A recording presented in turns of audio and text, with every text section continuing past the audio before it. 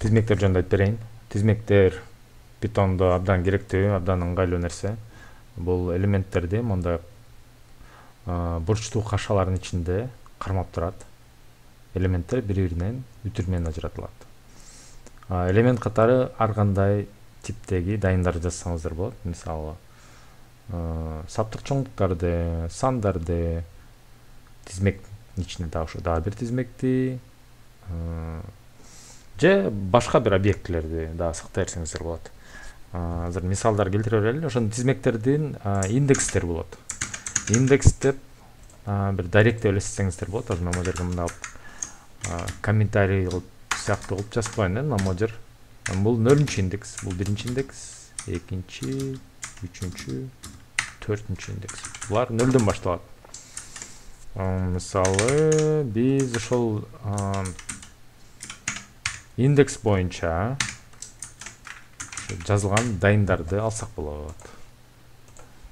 Ошондой эле индекс боюнча дайындардын ордуна башка бир нерселерди жаздырып салсак болот.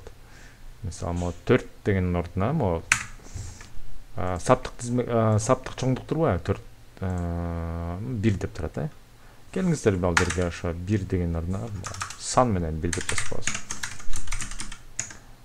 Сонун эми бул өзгөрүү киргенден кийин кандай болуп калды экенин көрсөк болот. Жаздырып койдук ошо индекс боюнча. Ошондо индекс эмне кылабыз? Өзүн жаздык. Квадрат мындай бурчтуу каша жаздык. Анан кийин айтып атабыз. Эми сага мону салып койдук деп. Бул өзгөрүлүүчү дайындар тиби да. Сиз эгерде азыр мындай жазып койдуңуздар мындай болуп. Анан бул өзгөрүп калды. Кээ бир дайын типтери бар. Мисалы, кортеждер. Аларды мынтип өзгөртүү мүмкүн эмес. Ошон үчүн муну дагы айтып атабыз да, атайлап. Айтып атам да. Өзгөрүлүүчү деп. Тизмектерди бири-бирине кошсок болот дейт. Сонун. Келиңиздер дагы бир жолу. Дагы бир мисалы 2 деп коелу. Ушундай тизмек бар дейли. Анан биз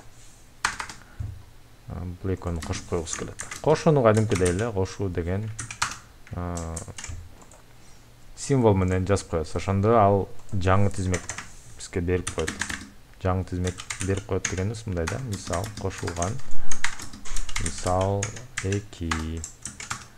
Бул өзүнчө болуп калды. Бул өзүнчө жаңы экенин кантип билсек болот? Анан жаңы экенин билиш үчүн мындай кылып коебуз да. ID деп коебуз. Бул болсо ID мисалы. Бул мындай. Окумуш деле пайдалуу маалымат эмес, бирок кээде керек болуп калышы мүмкүн. Бул ID дегендер бул программа иштегенде могу ар бир өзгөрмө өзүнүн бир